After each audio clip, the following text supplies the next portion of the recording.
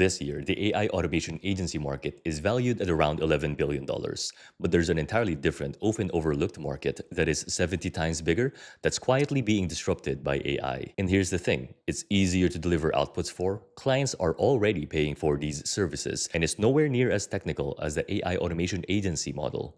This is the AI creative agency model. Because if you haven't noticed yet, dozens of creators and agency owners are realizing that we have hit the inflection point for AI powered branded video. It's becoming easier than ever to produce ads, content, and creative assets that previously required hours of work and advanced VFX skills. We have seen AI ads run during the NBA finals and even UGC product videos, all made with AI. And in this video, I'll show you exactly why this is a massive opportunity, and I will walk you through real examples of creative agencies and brands that are using AI as extreme leverage for this service. And finally, I'll explain how you can start your own AI creative agency if you think it's the right fit for you.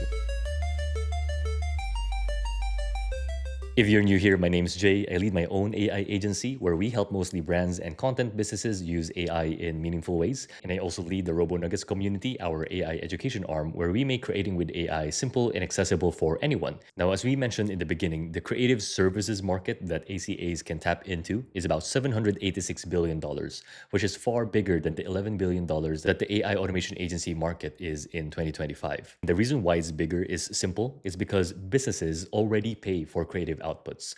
They've been doing it for decades, and the only change now is that AI gives creative agencies so much leverage to produce more material in a rate that's faster and at a level that is higher quality. In fact, if we just look at a few examples here, there's actually TV commercials now that are completely AI generated. So if you look at one example, this is an ad for Kalshi, and this is all entirely created using VO3, and it was able to premiere during the NBA Finals, which is pretty wild. Another example is the presence of digital AI ads, which are now doable at scale. And a good example I found recently was coming from this conversation by Romain, the founder of Arcads, with Greg Eisenberg in his podcast, where basically they were showing how this SaaS company called Lerna was making $1 million in MRR, driven by testing over 100 plus AI generated image and video ads. Which, to be clear, this kind of scale was impossible before AI. And a third example is footage for content. So if you look at Mark Manson, who is big on the self-development space, and on his latest video, for those of us who use VO3, you can actually pretty much tell that a lot of these videos that are used for B-roll are AI generated. And it's completely okay. It doesn't take away from the experience at all. But you can see for the creative agency who edits these videos for Mark, how much of a time saver it is to not have to look for the proper stock footage. And also they are much cheaper too. So there's probably more examples apart from these three. But the point being is that these are all creative outputs that businesses are already paying for. And the main difference today is that AI makes this possible for anyone to do. Now, it's pretty clear that what's common between an AI automation agency and an AI creative agency is the fact that they both use AI for extreme leverage. But what's different about them is that they are built on completely different value propositions. And a good framework or mental model to ascribe to is that if you think about AI automation agencies, they are in the business of reduction, while AI creative agencies are in the business of creation. So what does that mean? Well, if you think about AI automation agencies, usually the value proposition that they have for clients is that if you get their service, you will do things in less time with less effort once your operations are automated by AI. While an AI creative agency is more on the business of creation. So the value proposition is mostly around more reach, more content, once ads as well as content pieces are automated by AI. And when you think about this further, there are actually a few more distinctions and analogies that we can make because yes, these may be the core focus. And we've also talked about some of the common services like ACAs can do branded videos, UGC content and social ads, while AI automation agencies are services such as smart autoresponders, voice agents, or even enterprise chatbots and things like that. An interesting analogy that we can make is what the old world equivalents are of each of these agency business types. Because if you think about creative agencies, you have the Ogilvy's, the McCann, the Publicis groups of the world who have always been there providing these types of creative services. Meanwhile, you have automation agencies that are more focused on the tech and operations component like Infosys, TCS, or Accenture would probably be the more direct equivalents of AI automation agencies in the old world. But again, the difference now is the fact that because of AI, the barrier to entry to offer these kinds of services have come down pretty significantly. And also, what's different is the tech stack that we are employing. So, if you are in the creative agency business, now it's useful for you to understand what VO3 is, what Flux Context is, File AI, ARCADs, and those types of technologies. While if you're an AI automation agency, you may need to be familiar with Pinecone, with LangGraph, depending on what you are doing. And then the other differentiating factor is the type of people who do these types of services. So if you're interested in marketing and creative work, then an ACA may be for you. While if you're interested more in streamlining operations, then an AI automation agency may be more appropriate. And apart from the distinctions, I think it's also good to understand some of the benefits to having an AI creative agency model. And an important point to make is that in AI automation agencies, usually what you do is you sell a system, while for ACAs, what you actually sell is the output. And this is important because if you're selling a system, usually the headache and the challenge comes from the fact that you need to do some sort of custom client integration of your build, which means that, let's say, if you have an N8N workflow, you need to ask yourself, how do I make this N8N workflow actually part of this client's process or ecosystem? But for AI creative agencies, you actually sell the output. And so client integration is not needed at all for a lot of use cases because the creatives are what you sell. So you may have an N8N workflow that automates a lot of the creation process for you, but it lives on your side and all it does is really generate the content you need to deliver to the client, which is what they pay for. And as a second order effect of this reality, commonly how AI automation agencies work is that they're usually project based engagements. And this is not true for all cases, obviously, but it is common where, let's say, you have like a 2 to 3 month engagement with the client where you automate a lot of their systems using AI, which, if you're looking at your revenue line for your agency fees, you can obviously bill higher because you're building the system. And then what can follow is some sort of support system or fine tuning that you can provide to the client as a service. Now, what's different about creative agencies is that ongoing work is more common as a model as long as material is needed by the client. So if they still require you to edit their YouTube videos and have B-roll footage or still provide content on socials and launch and optimize campaigns,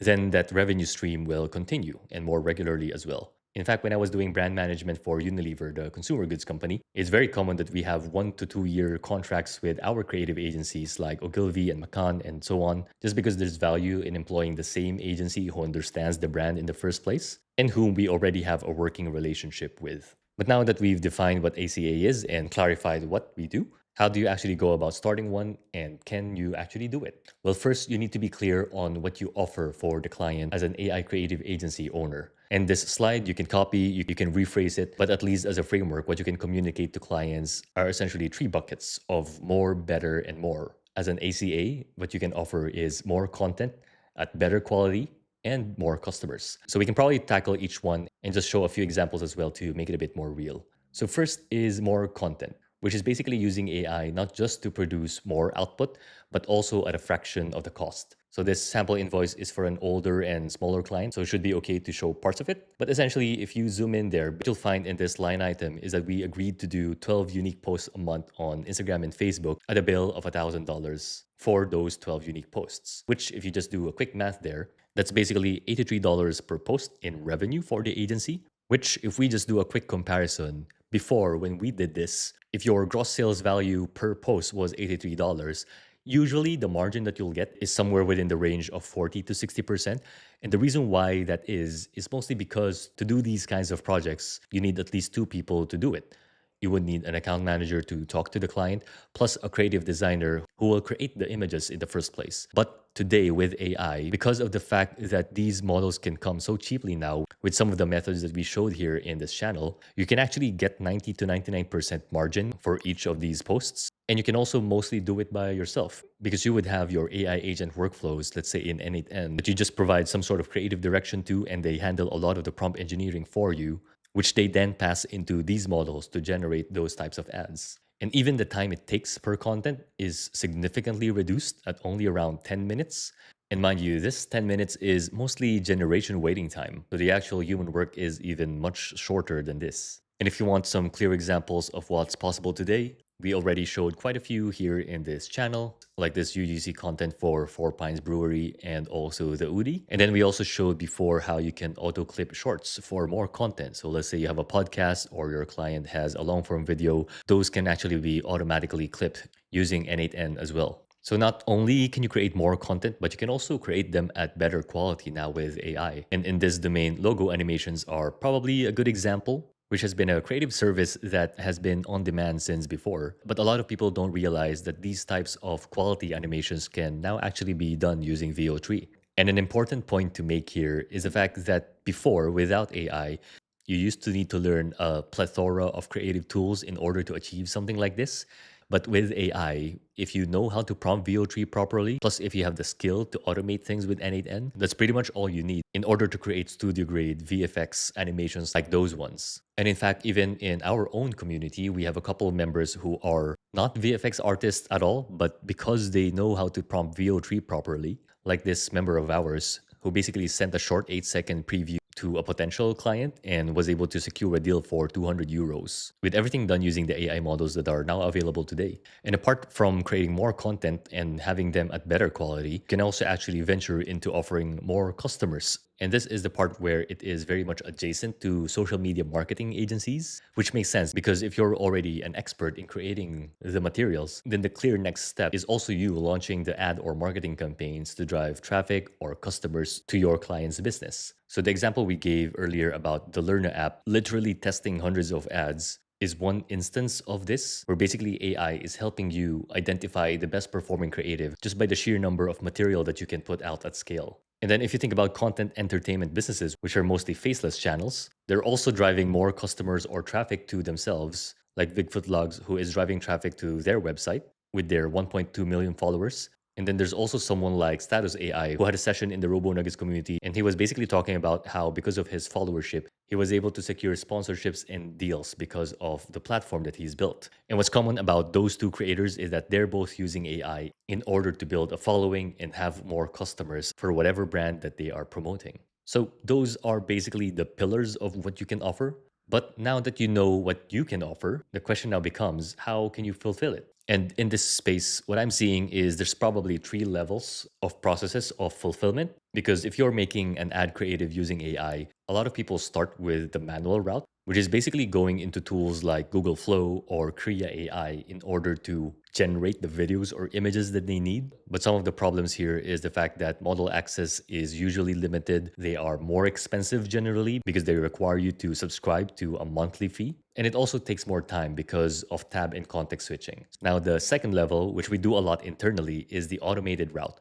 So if you have an orchestrator like N8N who handles the automations for you, then you can call on APIs or application programming interfaces of these AI models like VO3 or CDance through these AI model aggregators that have become quite popular recently. So some examples are Fall AI, Pi API, there's also Replicate, there's also Key AI, and a couple others. And basically, the reason why this is so powerful is because you only have one place, which is N8N, and you get to call on many models and string them together. And you also have access to cheaper pay as you go costs. It also takes a lot less time once you learn it because of the automated nature of this route. Now, there is a third level, although I don't think we're at this point yet in terms of offering it to clients, but it is a possibility that in the future, because of the prevalence of vibe coding apps that let you create web applications much easier, it can happen that we have brand specific micro SaaS for each client that we serve. So, for example, if your client is the Udi, which is an Australian brand, what it can potentially look like for the content manager or marketing manager of that brand is that they would have a specific web application where they can just dictate a prompt. It will create content for them and even post it to their social channels. So I'm not sure when or if this will be a complete reality, but I think it is possible given the trends that we're seeing in AI right now. But if I were to recommend a route, I would say this level two is probably where you should start, especially because if you haven't coded in your life before, a lot of the tools that are available now are low code to no code. And because you have access anyway to tools like ChatGPT, like any code that you see, you can probably just put that into ChatGPT and it'll be able to explain it to you quite easily. But I think apart from this, the other point to make is regarding the capability of the models that we are working with. And I think on this question, the good news is that a lot of the problems with current AI models are slowly but surely being fixed. So if you remember, just a couple of months ago, there were a lot of issues with AI models generating multiple fingers in each hand, which is obviously not ideal. That's mostly been fixed. Text adherence has also mostly been fixed. And even putting our own brand or product in generations is now also completely possible. Now, there are still a few hurdles, right? When it comes to the length of the videos, we're quite limited to things like the 8-second limit of VO3, character consistency as well. There are workarounds to do that, but it can still be made easier as the models develop. And lastly, the concept of audio visual lock, because right now only VO3 is capable at the moment to generate audios with the videos. So models are getting better. There's still some ways to go. But what gives me some confidence regarding the progress of this space is that if there is a need, most likely the industry will find ways to solve it. And I just put this here to remind us that back in 2023, 2022, video generations looked like this. But then just a few months after, it looked like this. So we may look back on this video next year and see that a lot of these points are just now obsolete because of the quality of videos that we can generate using AI. But now that we know the limitations, the most important question is how do you actually get started? So I'd say there's three big steps that you can take. And the first one is to learn the fundamentals. And obviously, we have to raise our flag here in RoboNuggets. A lot of our videos are about this specific skill set as well, so you can check these out. But also, if you've already dabbled into learning about creating faceless content, that is actually sort of like a gateway drug into this space. Because a lot of the skills that you learn creating these types of content are actually directly applicable to the AI creative agency niche as well. So maybe while you're building your faceless video channel, see if there are actually clients that you can serve using those same skill sets. And then once you learn the fundamentals, you have to curate your feed, which basically allows you to stay updated on what is the latest and greatest when it comes to AI in the creative industry, right? So there are a lot of resources out there. Probably the ones that I can point you to would be X or Twitter. Because if I just scroll down here in my Twitter feed, there's a lot of great examples here around AI generated videos and ads, which is actually a great source of inspiration. Reddit is also a good resource, especially the Stable Diffusion subreddit. So you can see here 1.2.2 just got released, and there's already a lot of examples here on what can be done with it. And then once every few weeks, I also check this website called lmarena.ai just to see which models are at the top of the leaderboards. If in case you don't know this website, basically what they do is they display the outputs of two different models to you, and people actually do blind voting to select which ones they prefer more. And coming from those results, the models are getting a score. And here you can see that at least for the text to video models, VO3 seems to be still at the top. And finally, once you do those two steps, the most essential thing is for you to find a client. And there's multiple ways to approach this. And this is probably a topic in and of itself. But three routes that you can explore from the easiest at the top to the hardest here at the bottom is usually you can start with family and friends, let's say. So in my case, for example, my first clients were actually colleagues from my Unilever brand management days. So in the same way, you can think about your network and see who potentially has a need for creative work. However, obviously, this method is not the most scalable. Probably the next step is to go on Fiverr and Upwork, which are not as easy, but are also a bit more scalable. In fact, I have peers in the space who made it really big on Upwork as well. And if you just go to Fiverr and search for something like, let's say, logo animation, you'll find that there's a lot of demand for it if you just look at the amount of reviews that people leave. And then finally, the method that is probably hardest, but is most scalable, is for you to build a reputation. It's much harder because first you need to build expertise as a criteria, and you also need to be comfortable with speaking and communication. So, an example here is, let's say, if you speak at events, or even what I'm doing now, which is teach here on this platform. I obviously like teaching. That's why I continue doing it. But a nice bonus coming from it is that the leads usually come to us. And then we get to be choiceful on which clients to work with. In the potential clients that we can't accommodate, what we usually do is funnel it back to our community in order to find someone who can help out with their particular request. So there, I hope that gives you a good intro with what an AI creative agency is.